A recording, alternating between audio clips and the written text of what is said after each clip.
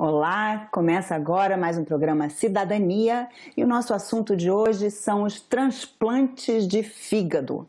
O Brasil é o país que mais realiza transplantes no sistema público e é o segundo no mundo em transplantes de fígado.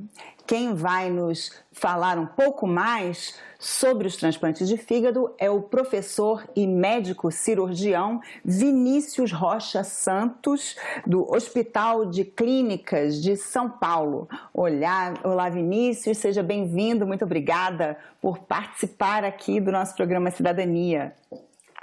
Eu que agradeço, Roberta, agradeço a TV Cidadania pela oportunidade de falar um pouco do transplante no nosso país. E como você bem disse, é um orgulho imenso fazer parte de um programa onde o Estado, o governo participa em 96% do fomento para a realização desses transplantes. Então, eu que te agradeço pelo convite. Pois é, aproveito até dar os parabéns aí por esses números e conta pra gente como a pandemia afetou a questão dos transplantes de fígado, porque quem precisa de um transplante de fígado não tem como esperar, né? A pandemia não pode atrapalhar esse tipo de coisa. Ótima pergunta.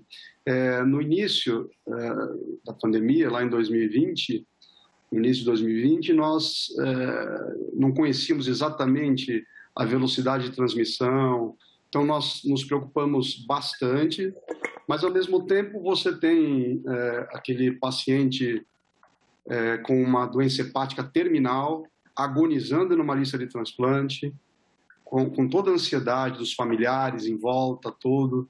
Então, como no meio dessa pandemia, como que nós poderíamos progredir com os transplantes e não aumentar a mortalidade dos que estavam esperando.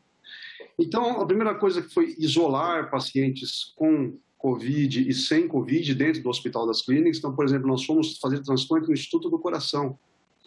E o Hospital das Clínicas virou um grande hospital de Covid. Então, nós fazíamos todos os transplantes no Hospital do Coração, em 2020, isso. Sempre com sorologias, tanto do doador, o exame de PCR do doador, do receptor, tomo de tórax, para avaliar se tinha qualquer sinal prévio e que pudesse estar infectado com Covid. Os médicos com todos os cuidados, as máscaras N95 e tudo mais. Então, nós não desistimos, montamos essa estratégia e, por incrível que pareça, nós tivemos aí um acréscimo em torno de 15% no ano de 2020 de transplante de fígado dentro do Hospital das Clínicas, e esse ano nós estamos acima de 80 transplantes. Por coincidência, acabamos de sair de um transplante agora. Então já vamos para 80 esse ano. Isso não aconteceu com todas as modalidades de transplante, e nem em todos os estados, porque cada estado tem a sua peculiaridade, mas eu acho que é isso, que nós temos que, mesmo no meio da pandemia, nos esforçarmos para atender aqueles pacientes que precisam mais e quem está em lista de transplante precisa. Então nós fomos atrás e conseguimos fazer um número grande. E quem são esses pacientes que vão para essa lista de transplante? Quem precisa de transplante de fígado? É um último recurso? É quando tudo já foi tentado, o transplante é a última tentativa? Olha que questão interessante, Roberta. Ela é a última tentativa, mas você poderia, em muitos casos, nem chegar até lá. Porque o que acontece? A principal modalidade de transplante no Brasil, daqui a um tempo não vai ser mais, logo, logo. Mas ainda é o vírus da hepatite C. O que é a hepatite C? A hepatite C é uma doença silente, é uma doença que você contrai ali o vírus e ela vai demorar de 15, 20, 30 anos para você desenvolver uma cirrose. Então, hoje, nós temos tratamento altamente eficiente e com pouquíssimos efeitos colaterais para o vírus da hepatite C. Então, a primeira coisa é que todos que puderem façam a sorologia para o vírus da hepatite C. Nós vivemos um período excelente para o tratamento. Se eu estivesse falando há 10 anos atrás, eram com injeções que causavam grandes efeitos colaterais. Hoje, alguns comprimidos, poucos efeitos colaterais, zero de vírus. E você impede a evolução para a cirrose. Então, o vírus C é um dos grandes protagonistas ainda da lista de transplante, a hepatite pelo vírus C.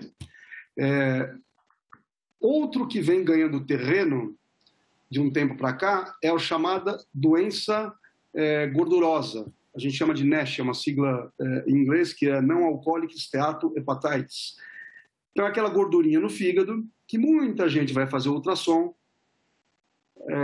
Acho que não é nada, vai deixando para lá, vai deixando para lá. Uma porcentagem dessa evolui para hepatite, para cirrose, pode fazer tumor e acaba em transplante. Nós tínhamos, há 10 anos atrás, em torno de 1% da lista com esse tipo de paciente.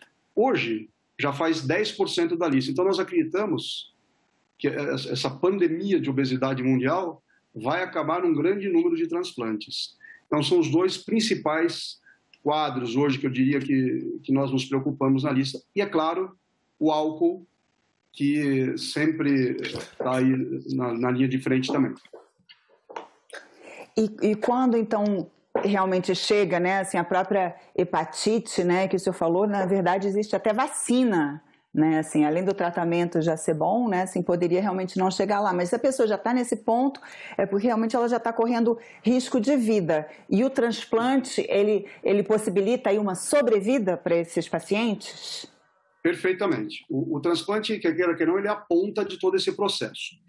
A vacina, que mudou também a história, que se transplantava muito no início, é do vírus da hepatite B, por exemplo.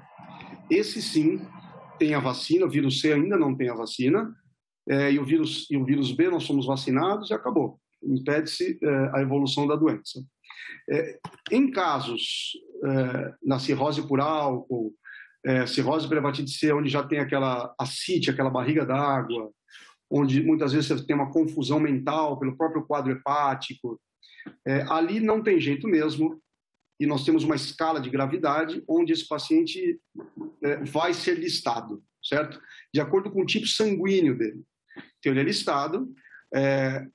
Até 2006, obedecia uma ordem cronológica.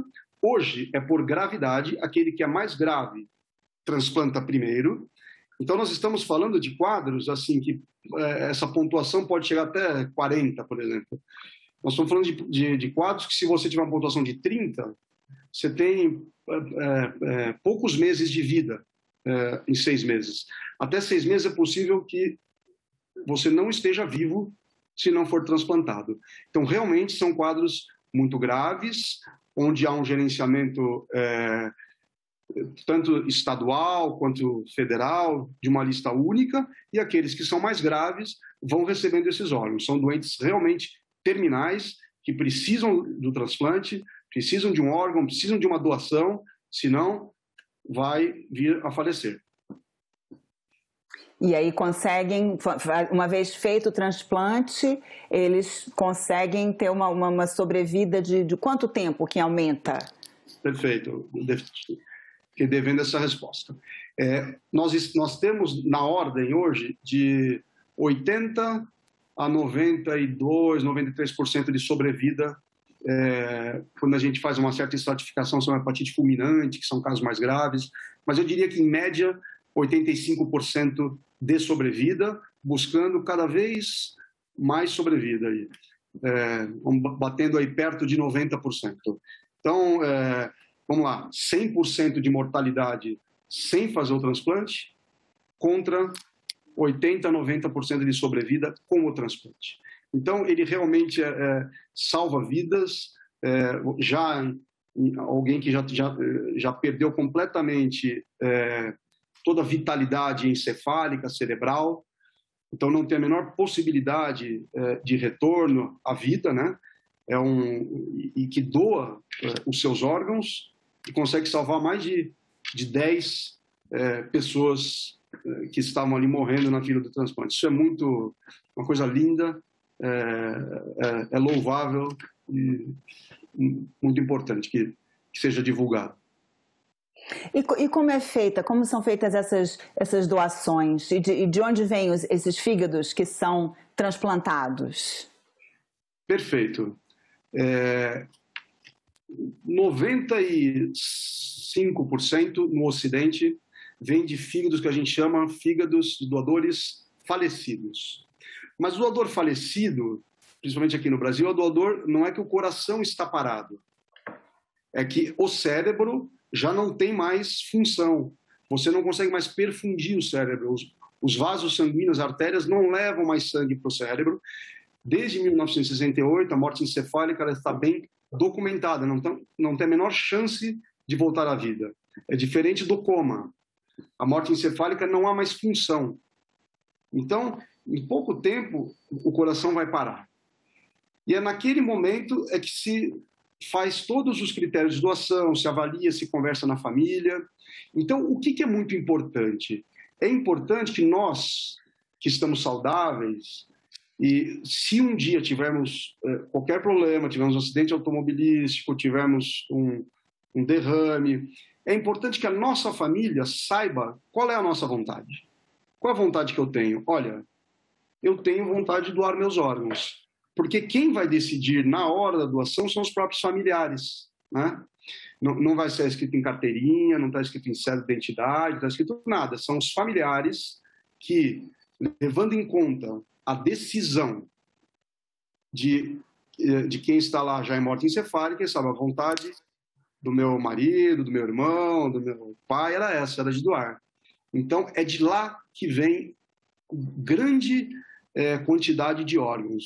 E eu quero aproveitar até, eu trabalho como transplante de fígado, mas eu também trabalho um pouco na parte de cirurgia digestiva, cirurgia geral, e quem me chamou para dar uma aula dessa, inclusive, foi o Instituto Sócrates Guanais, que faz um trabalho bem importante em educação continuada e tudo. Então, é muito importante que mesmo hospitais que não trabalhem com transplante, que convidem, que chamem, que deem aulas de continuação de transplante, que é só assim que a gente consegue divulgar e conseguir a máxima quantidade de órgão. Se você me permite, Roberta, você veja, nós fizemos 2.000 transplantes de fígado o ano passado. E mesmo assim, nós precisaríamos de 2,5 vezes a mais que isso.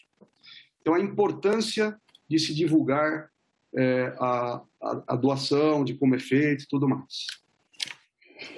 E aí, esses que ficaram faltando foi por falta de fígados para fazer o transplante, por falta de órgãos para serem transplantados?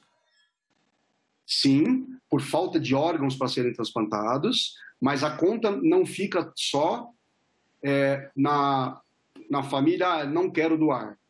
Em torno de 40% aí acabam doando os órgãos.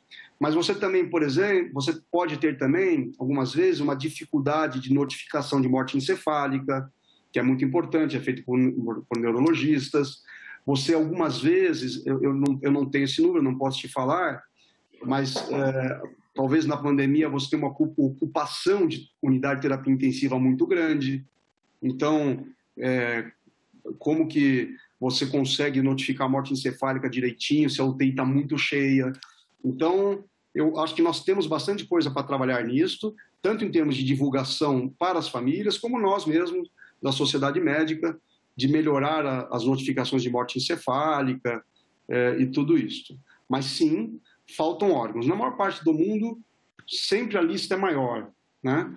A Espanha tem 40 doações por milhão de habitantes, nós estamos ao redor de 15, mais ou menos, buscando uma meta ali para 2023, em torno de 22 por milhão de habitantes. E essas doações, elas são sempre feitas no momento da morte? Porque a gente ouve dizer também que o fígado, a gente pode até doar uma parte do fígado, que depois ele se regenera. Ainda existem também esse tipo de doação, ainda é feito? Ainda é feito. Nós saímos de um transplante ontem com um doador vivo.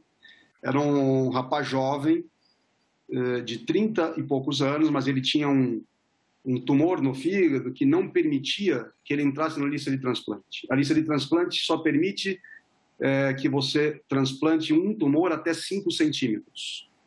O dele era um tumor maior do que 5 centímetros. Então, é um rapaz jovem e que não tinha possibilidade do transplante. O fígado cirrótico com o nódulo, com o tumor. E o sobrinho doou o fígado direito para ele e foi uma cirurgia tranquila, ótima, ele saiu muito bem. Então, sim, a doação intervivos pode ser realizada. É claro que tem toda a complexidade psicológica, de explicação, porque o doador vai ser operado, vai tirar metade do órgão do fígado direito. Então, nós temos todo um trabalho multidisciplinar. Mas, sim, também é uma modalidade importante de transplante.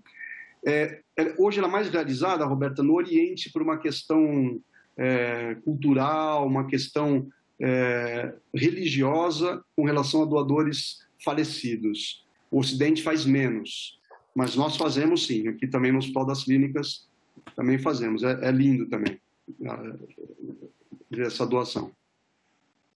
E a pessoa que recebe um transplante, ela tem que ter cuidados especiais depois da cirurgia? Muito bem. Olha, veja, tem um tipo de transplante que a gente chama de hepatite fulminante. A Roberta teve uma infecção na unha e foi tomar um antifúngico para tratar unicomicose, que é uma doença na unha. E ela nunca teve um problema do fígado. De repente, ela repara que os olhos estão amarelos. E ela está se sentindo meio cansada, tal. Depois de 2 semanas, ela se apresenta com uma confusão mental. Não sabe que dia é hoje. Está totalmente confusa. Esse é o diagnóstico de uma hepatite fulminante. Uma paciente que não tem nada, não tem cirrose, tomou algum medicamento que fulminou o fígado. Essa recebe uma prioridade absoluta na lista de transplante. Vai lá para cima. Que em poucos dias morre. Então, nós fazemos o transplante rapidamente. É inscrito muito rápido e acaba... como que ela acaba ficando depois disso? Ela sai bem. Agora eu pergunto, antes de tudo isso, ela já vinha passando por um tratamento sofrido, como o doente da cirrose, que toma um monte de remédio? Não. Então, muitos dos pacientes com hepatite fulminante deixam de tomar alguns medicamentos, os imunossupressores. Certo? Eu fiz essa introdução para dizer que, normalmente, quem tem a cirrose, aquela doença que já sofre, já punçou no abdômen, já toma remédio para urinar mais, para diminuir a água na barriga, ele já está acostumado a ser tratado no pós-transplante. Então, esse é um que seguramente vai tomar os medicamentos, certo? Então, a vida ela é normal, desde que você respeite e tome os remédios para que o fígado não rejeite. Esses remédios são os conhecidos como imunossupressores, como o teu fígado é de uma outra pessoa, você vai precisar tomar esses medicamentos para o resto da vida. Mas funciona como você toma de manhã e à tarde, um comprimidinho, acabou. Resolve. Então, a nossa maior preocupação é com esses que têm essas hepatites fulminantes, que não estavam acostumados a sofrer, não estavam acostumados a tomar medicação. Então, muitos deles param de tomar o remédio e acabam perdendo o seu fígado. Tá? Então, com relação à maioria, a vida é normal, basta tomar esses remedinhos no pós-transplante. Não sei se eu te respondi, Roberto. E essa questão da imunidade, da possibilidade de rejeição, existe algum teste de compatibilidade que se faz ou é só mesmo tomar esses imunossupressores para o resto da vida? O fígado é um órgão muito, muito bom para impedir a rejeição. Inclusive, quando ele é transplantado com outros órgãos, ele protege de episódios de rejeição, certo? Mas ainda assim, a gente precisa, claro, evitar a rejeição. A rejeição é uma palavra que parece muito grave, olha, você está rejeitando, está perdendo órgão, tal. Mas hoje, ela é tratada com muita tranquilidade, certo? A gente até hoje, nessa balança, rejeição versus infecção, a gente pende até para se preocupar mais com as infecções que acontecem no transplante, com os vírus oportunistas, se você deixa muito imunossuprimido, se você dá muito medicamento, do que com a própria rejeição. A rejeição tende a ser facilmente tratada e facilmente recuperada. Então, e é engraçado como tanto o primeiro imunossupressor, a ciclosporina, que veio como tacrolimus, um veio de uma bactéria, outro veio de um vírus, os dois do solo, foram eles que apresentaram para a gente o cerne desses comprimidos que impedem a rejeição. Então, hoje não é algo que nos preocupa. Ao contrário, nós temos que estar preocupados para não imunossuprimir muito e acabar infectando o paciente. Sim, essa questão, né, de não suprimir demais a reação imunológica é uma preocupação nesse momento, né? Vivendo uma pandemia, as pessoas ficam... Como lidar com isso, né? Assim, para as pessoas não ficarem mais suscetíveis a vírus, como a própria Covid, né? Tem que ser monitorado esse nível aí de imunossupressão? Como se faz esse acompanhamento? Perfeito. Do ponto de vista estratégico, o que nós tentamos? Fazer um transplante bem estanque, bem seguro, tentar dar a alta o mais precoce possível, e o paciente vai para casa, fica em isolamento, e nós, nessa estratégia, a gente acaba deixando um esquema de imunossupressão um pouco mais baixo do que o normal. Por exemplo, você pode, durante a anestesia, quando sai o órgão doente, para entrar aquele fígado normal que veio do doador, nós costumávamos muitas vezes fazer uma imunossupressão mais pesada ali no intraoperatório. Então a gente diminuiu um pouco isso também, diminuiu globalmente a imunossupressão, até que se entendesse um pouco o comportamento desse vírus com o transplante. Tá? Mas nós temos notado que, por exemplo, as mesmas coisas que podem afetar mais a população normal, como a diabetes, a hipertensão, também tem a tendência a afetar mais aqueles que fazem o transplante de fígado. Então, hoje a gente reconhece que você não precisa ir tão baixo na imunossupressão, você pode descer um degrau, não precisa descer 10 degraus. Tá certo? Então, estão sendo conduzidos bem, nós tivemos muito poucas perdas por Covid no transplante, manuseando de uma forma balanceada aí a imunossupressão. Professor Vini, tiver interesse de aprender mais, conhecer mais sobre o assunto, o senhor tinha mencionado aí uns sites interessantes que tem bastante informação, se quiser explicar um pouco. Perfeito. Bom, nós temos a Associação Brasileira de Transplante de Órgãos, né, que é o carro-chefe da nossa entidade aí. Que é esse site ASBTO, né? Isso, bto.org.br. Eu queria, antes de colocar outro site, colocar que lá no Hospital das Clínicas, nós, como pioneiros, tanto no primeiro transplante de fígado, em 1968, com o professor Marcel, o primeiro transplante intervivos com o professor Silvano Raia, hoje o professor Carneiro, lá do grupo, nós fazemos transplante multivisceral, que é de todos os órgãos, intestino, pâncreas, chegamos a fazer o primeiro transplante de útero do mundo. Então, o Hospital das Clínicas também, nós estamos com as portas abertas para qualquer pessoa que quiser ir no nosso grupo lá de transplante de órgãos do aparelho digestivo.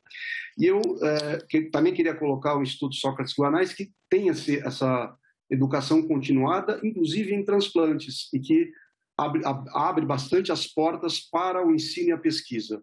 É o isg.saude.org, certo? Que eu acredito que a mentalidade de não só servir de assistência, como a SOS faz, ela agrega todo esse ensino e pesquisa, que eu acho muito importante dentro do que eu trabalho e em diversas outras especialidades. Perfeito. É isso.